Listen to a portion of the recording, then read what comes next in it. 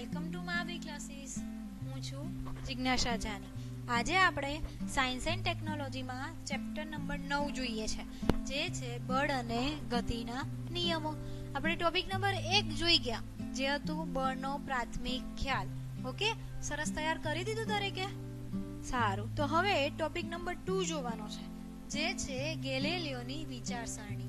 ગેલિલિયો નામનો એક વૈજ્ઞાનિક હતો ને, તેણે બળ વિશે થોડીક અવલોકનો, પ્રયોગો કર્યા અને તેના અવલોકનો આપણને આપ્યા. તો બસ આ જ ટોપિક આપણે આજે જોવાનો છે, ગેલિલિયોની વિચારસરણી, ગેલિલિયોનો પ્રયોગો. એમાં ગેલિલિયોએ સૌપ્રથમ ઈસવીસન 1864 થી 1642 ઢાળ પર ગતિ કરતા પદાર્થ માટે પ્રયોગો કર્યા અને તેના થોડા અવલોકનો આપ્યા. જો ઢાળવાળી સપાટી તમને ખબર છે કોને કહેવાય? આ ઢાળવાળી સપાટી પર પદાર્થ ગતિ કરશે અને આ ગતિ પર એને પ્રયોગો કર્યા અને એના અવલોકનો આપ્યા. પહેલું અવલોકન કંઈક આ મુજબ હતું. જો તમને અહીંયા ઢાળ દેખાય છે અને તેના પર લખોટી રાખવાની છે. હવે આપણે વાંચતા જાઓ, સમજતા જાઓ.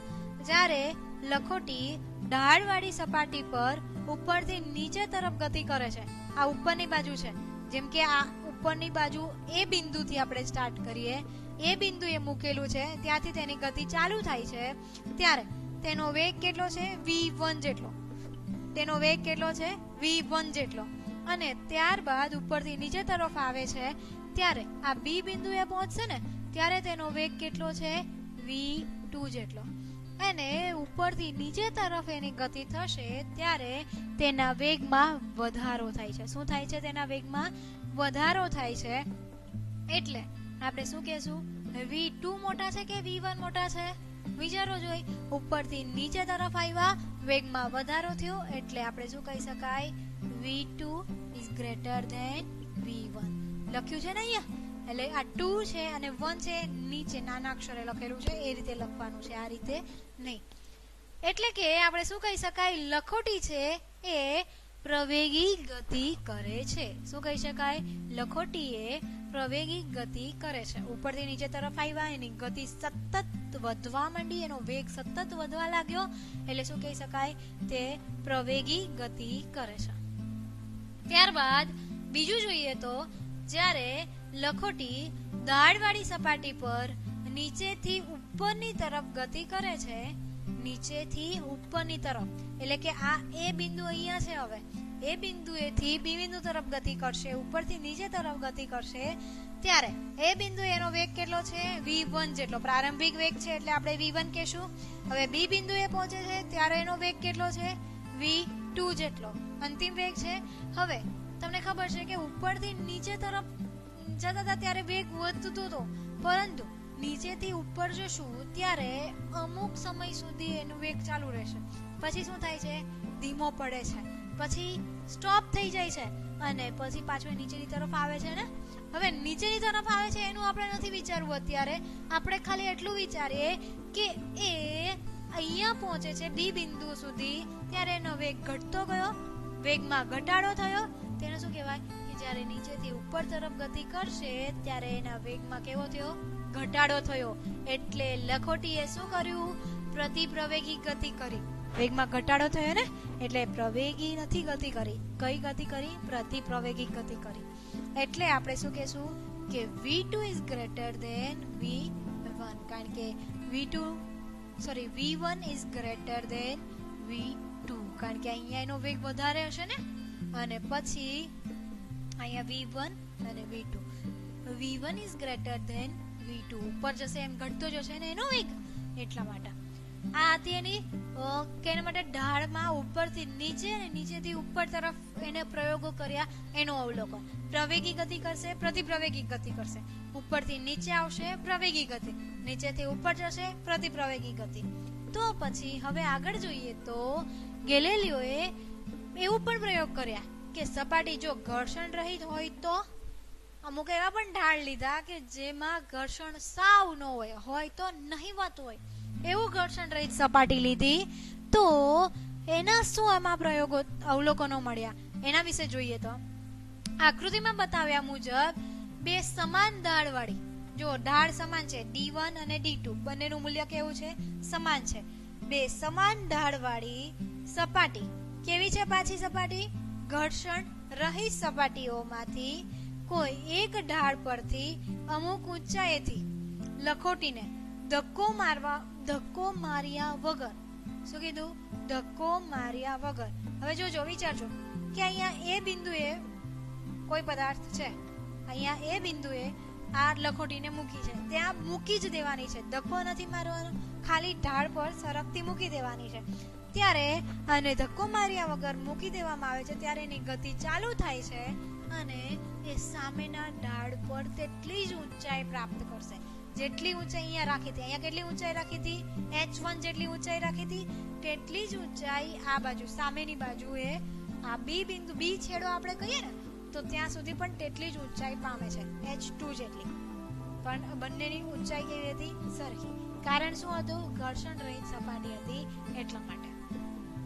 તો બીજો કિસ્સો એવો પણ વિચાર્યો કે જ્યારે આ એ બિંદુ હતો ને, એ ઢાળ જે હતો એ તો તેમનો તેમ જ રહેતો હતો, એટલે કે પહેલી સપાટીનો જે ઢાળ છે એ અચળ રાખવામાં આવ્યો, તેનો તે જ રાખવામાં આવ્યો, પરંતુ બીજી સપાટીનો જે ઢાળ હતો એ ધીમે ધીમે ઘટાડવામાં આવ્યો. એનો ઢાળ શું કર્યો?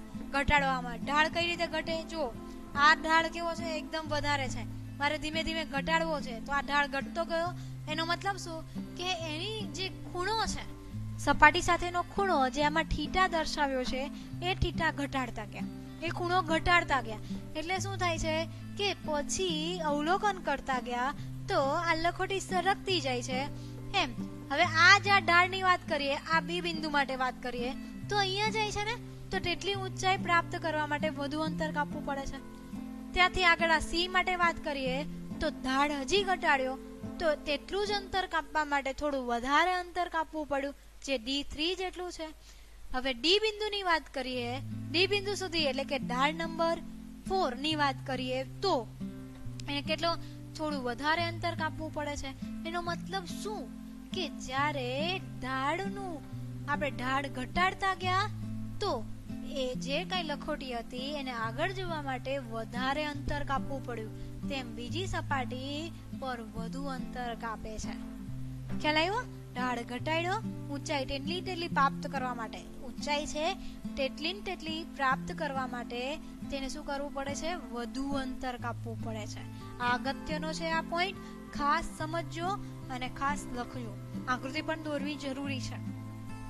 એટલે હવે તમને ખબર પડી ગઈ કે જેટલી જ ઢાળ આપણે નીચો કર્યો એટલી શું થયું કે સપાટી પર એને વધારે અંતર કાપવું પડ્યું.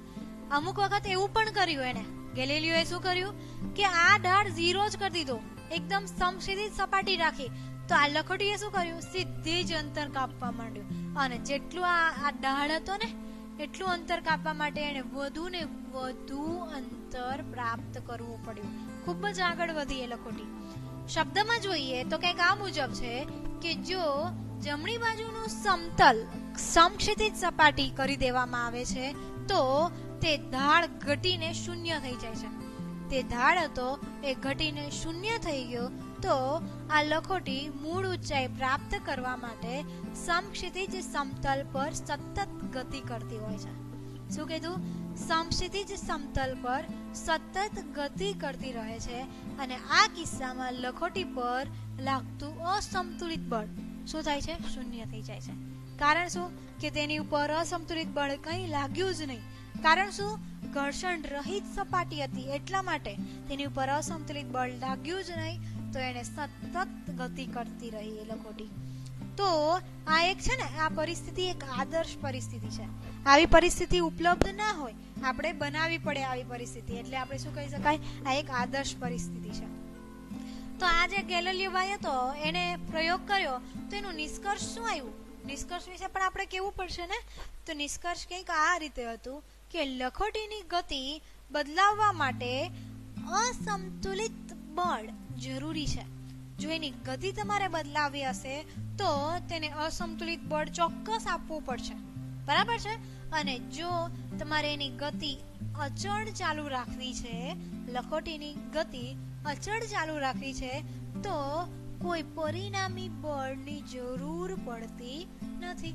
શું કીધું? તો પરિણામી કોઈ બળની જરૂર પડતી નથી. જો અસંતુલિત બળ આપશો તો એની અચળ ગતિ ચાલુ રહેશે. જો પરિણામી શું કીધું તો એની ગતિ બદલાશે અને અચળ ગતિ ચાલુ રાખવી છે તો એને બાહ્ય બળ આપવાની જરૂર નથી. ખ્યાલ આવ્યો? પદાર્થના વેગમાં ફેરફાર કરવા માટે બાહ્ય બળ આવશ્યક છે, પરંતુ પદાર્થની અચળ વેગી ગતિ ચાલુ રાખવા માટે બાહ્ય બળની કોઈ આવશ્યકતા નથી. જે આપણે નિષ્કર્ષની વાત કરી ને, બસ એની જ વાત કરી કે વેગમાં ફેરફાર કરવો છે તો અસંતુલિત બળ આપો, જો નથી કરવો, અચળ વેગી ગતિ ચાલુ રાખવી છે તો બાહ્ય બળ આપવાની જરૂર નથી. આ એનું નિષ્કર્ષ હતું. સમજ પડ્યો આખો ગેલિલિયોનો પ્રયોગ? તો બસ આજે આપણે એક જ ટોપિક જોવાનો છે, ગેલિલિયોનો પ્રયોગ. હોમવર્કમાં ગેલિલિયોનો પ્રયોગની સમજૂતી આપો અને તેનું નિષ્કર્ષ સમજાવો. જો ગેલિલિયોના પ્રયોગની આકૃતિ પણ દોરવી જરૂરી છે. 3 આકૃતિ દોરજો, વ્યવસ્થિત દોરજો, બરાબર છે? આકૃતિ સાથે જ તમારે એના 4 અવલોકન લખવા જરૂરી છે અને નિષ્કર્ષ પણ લખવું જરૂરી છે. આ 3 થી 4 માર્ક્સમાં પૂછાતો પ્રશ્ન છે, એટલે ખાસ તૈયાર કરજો. નવા ટોપિક સાથે ફરી મળીશું. Thank you, by.